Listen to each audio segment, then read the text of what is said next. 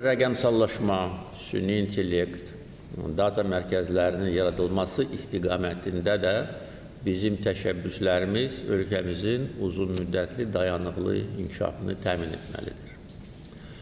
Bizim bir çox üstünlüklərimiz var. Onlardan biri bizim coğrafi vəziyyətimiz.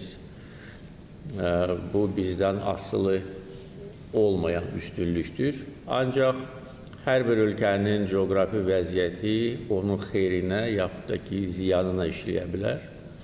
Biz coğrafi vəziyyətimizi ölkəmizin inkişafına bağlamışıq və buna nail olmuşuq.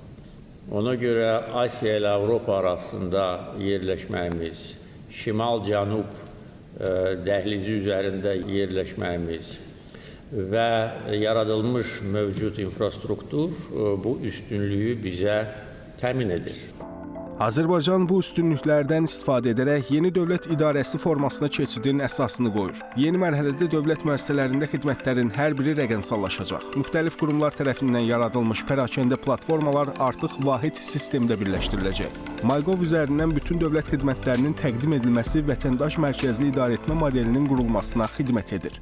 Hər bir dövlət qurumunda, ilk növbədə nazirliklərdə rəqəmsallaşma, süni intellekt, kiber təhlükəsizliyi üzrə bir müavin ayrılsın, ya yeni ştat vahidi yaradılsın, ya da ki, mövcud müavinlərin birinə bu sahə tapşırılsın ki, Rəqəmsal İnkişaf və Nəqliyyat Nazirliyinin əməkdaşları, rəhbərliyi bilsinlər ki, onların təmasda olacaq şəxslər kimdir və hər bir dövlət qurumunda bu sahə prioritet sayılmalıdır bugündən. Son illər ərzində müxtəlif dövlət qurumları, nazirliklər və digər dövlət qurumları tərəfindən müxtəlif platforma və tədbiqlər işlənilib, hazırlanmışdır. Bu işin artıq koordinasiya şəklində aparılması üçün hesab edirəm ki, buna da ehtiyac olmayacaq və tədricən yaradılmış platforma və tədbiqlər ləğv edilməlidir.